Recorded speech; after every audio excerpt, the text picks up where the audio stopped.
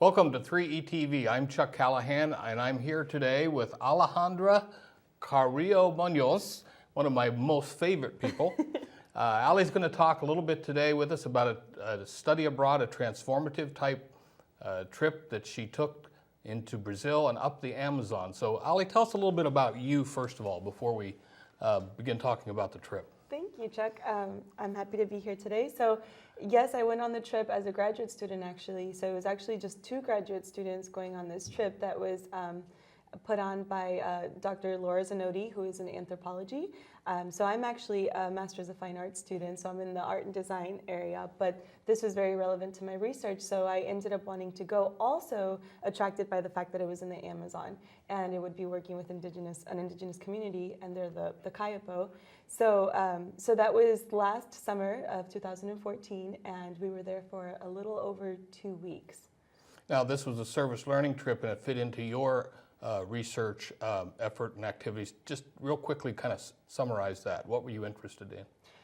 So I was most interested in being able to have some kind of fieldwork and ethnographic study within indigenous communities. So that was really striking for me once again, just because it was kind of a very rare trip. So that was what most attracted me to that, and that's exactly what we were able to have. We were able to interact with the community and kind of immerse ourselves within their ways of doing things. And then from there, we learned quite a bit. And in fact, the service learning integrated just really naturally into that, because they're really welcoming of media and technology, especially recording and documenting their rituals and their traditions. So we were able to go, and that was kind of our contribution, was anything that we recorded. In fact, it's been almost a year, but we're still sending back clips of things that we've captured from the trip.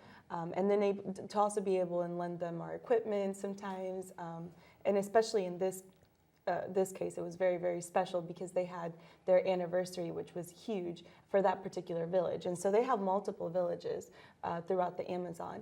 But this one in particular, the name is Aucre. And so that's where the celebration was hosted, because it was the anniversary of the village itself. So they were inviting other villages to come and take part in this as well. So documenting this and recording this was very, very important and very special for them. So it was the perfect time for us to actually go and be a part of this and kind of help them through that process of documenting, visually anyway. So what were some of the transformative type things that you experienced by being part of this kind of an intense study abroad opportunity? I mean, you weren't touring the museums of Europe. No. You were going up the Amazon.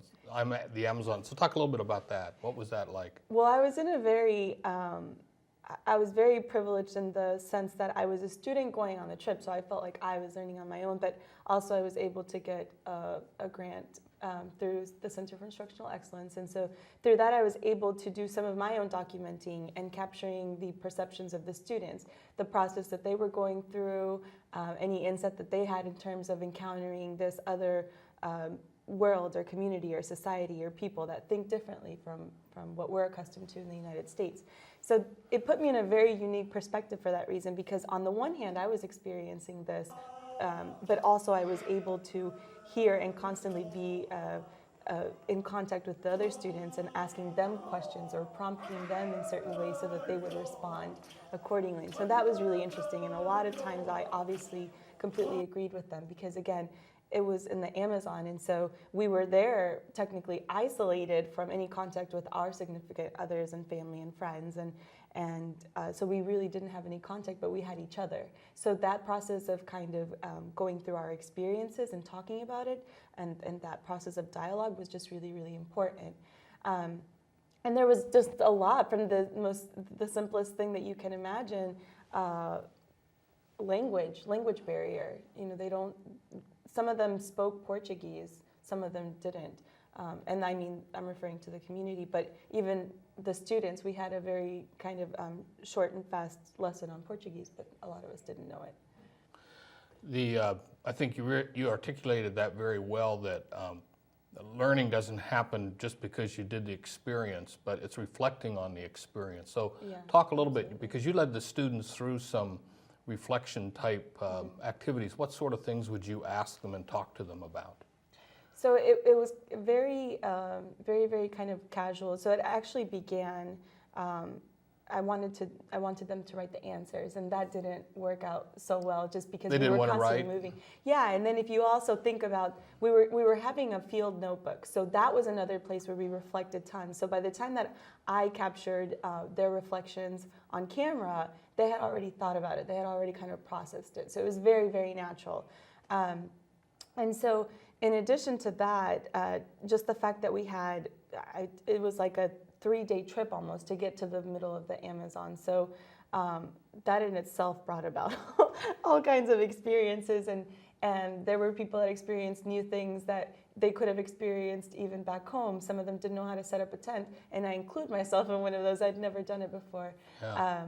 So there was a lot of new experiences in that sense. So you traveled by plane, right? I mean, small plane. Yeah. And you traveled by boat. Yes. Right. We had so initially we were in Belém, so that's like a large city. From there we went to Marabá, so that was a plane ride. And then from Marabá we took a 9-hour bus ride into Tucumã, which is an even smaller little area. And then from there we took a jet into the Amazon. That was like 45 minutes.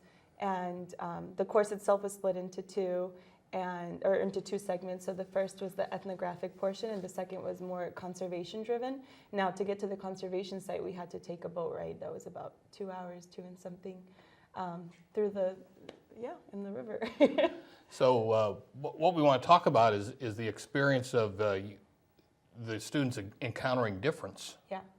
And we know from the research there are certain constructs that relate to dealing with difference. And I think we're going to be talking about a couple of those through the remaining portion here of the TV show. So we'll come back to you in a few minutes. I am an American.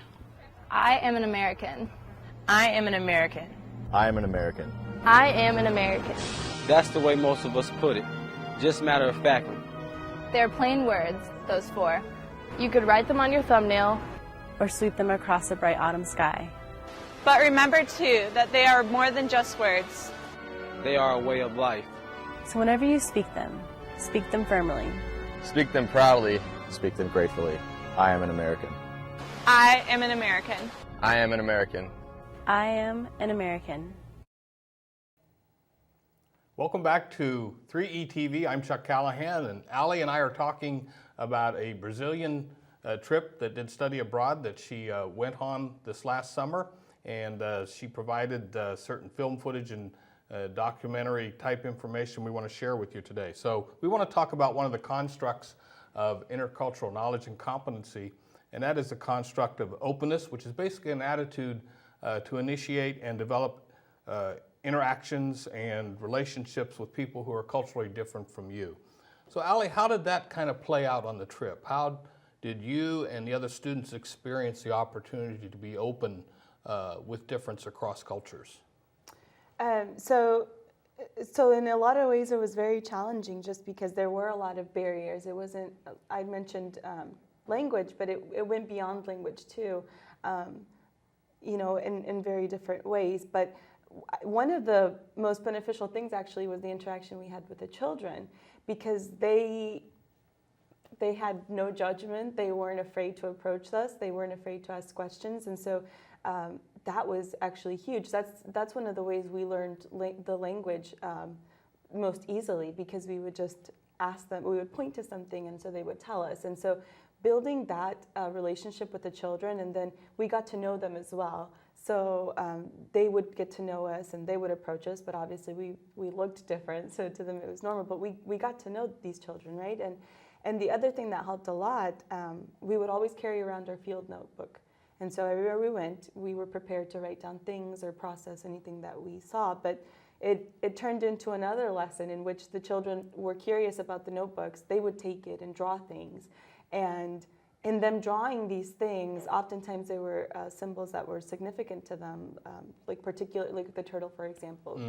Is very kind of important for them. And so being able for them to draw that, and then we asked, what is it? And then they would say it. And it was just this back and forth. So developing that relationship with the children was really, really important and nice. And we had guides as well that I think they were hired as part of the course, so that gives them some kind of income. But we established a relationship with them as well, and they knew obviously their language, but also Portuguese. And so in them translating and taking us on little excursions, we climbed an acai tree and those types of things. They exposed us to different activities that we were able to take part in the village. But also, again, because of the festivities, that was a huge aspect of an opportunity for us to just be part of them. And so, and that process of openness was just very natural. So in order to prepare for this festivity, everyone in the village gets a body paint, and that's very significant to the Kaiapó. And we experienced that basically the first day we arrived, and it was just amazing. Now describe this body painting. The process itself is it's very surreal. First of all, you feel like you don't deserve to be painted because it's such a significant thing to them. And we've just arrived, like, what are we doing? Having this beautiful art on us, and their technique is just stunning. It's precise, it's beautiful, it's clean. And so essentially it's the women of the village who do this. And so they prepare it, and they basically freehand draw on the body, and it's basically from head to toe. And the body paint is very symbolic in terms of the symbolism that they use, so it varies. There are some symbols that are pertinent to female, some are for male, so different things like that, but even on the face as well. So a lot of the students kind of responded like, this is a privilege, like this is happening to me. And in fact, we all went through this where we were very careful.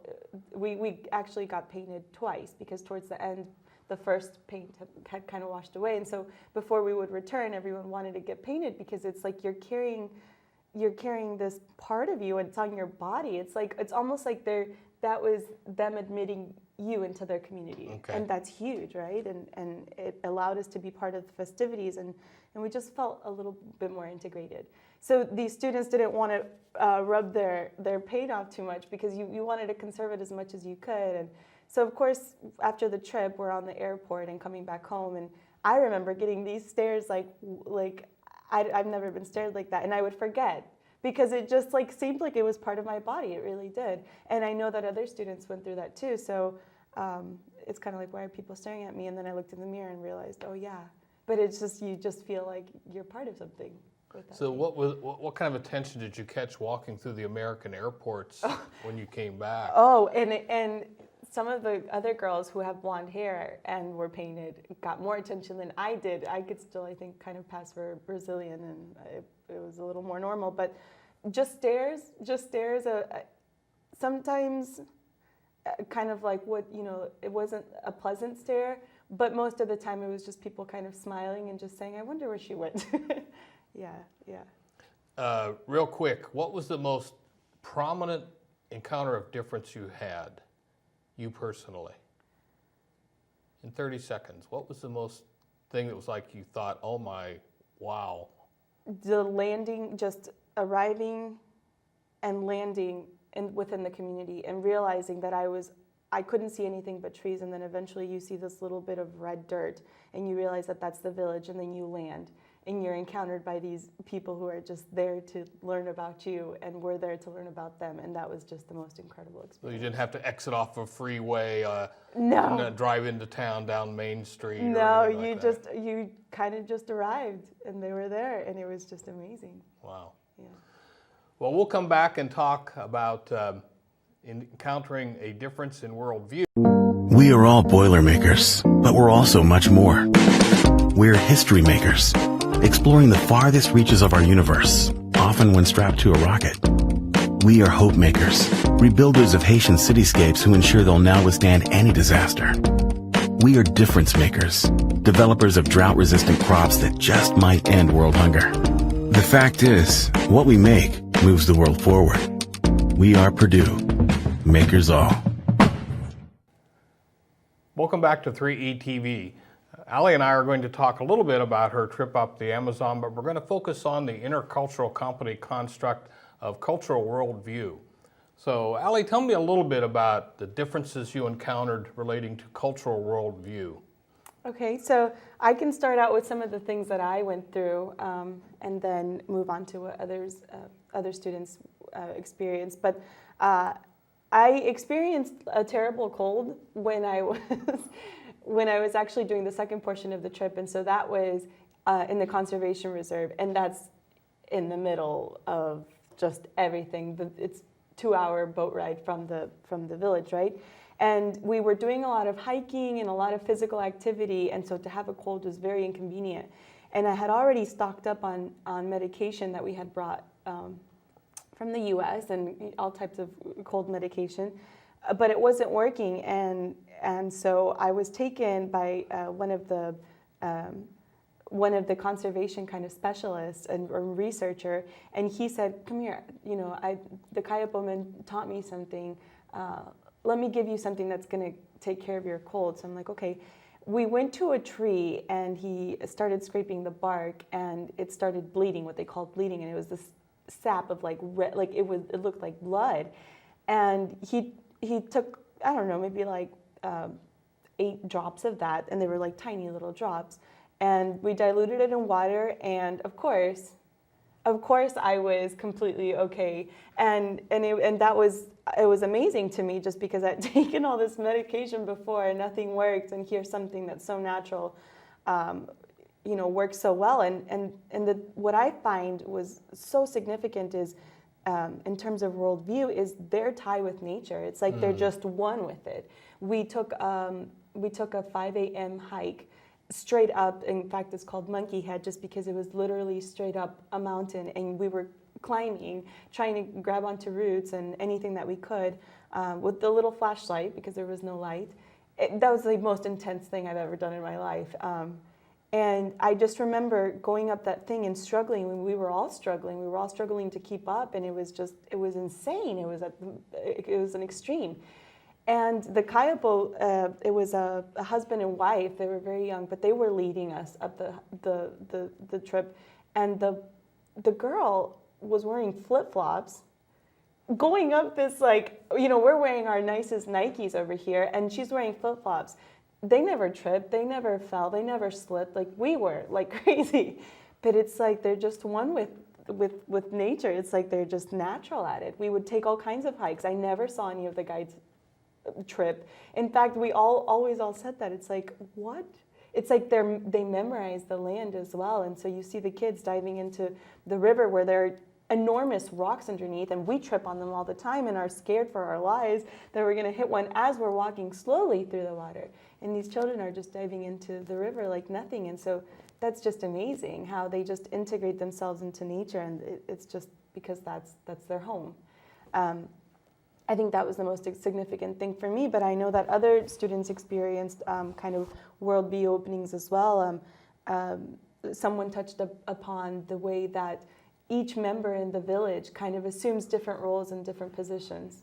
And so, for example, they each take on a very significant role in very particular ways, and I'll allow her to elaborate on that. But that was one significant thing, and also just the way that the chief, because there's a chief in the village, and so he kind of controls all these things, and most specifically because they're also, the Kayapo are experiencing a lot of threats in terms of mining wanting to come in, and then also the lumberjacks also wanting to come in, and again, they're one with nature, and that's their home, and that's what they depend on and thrive on, and to receive that threat it's absolutely a threat.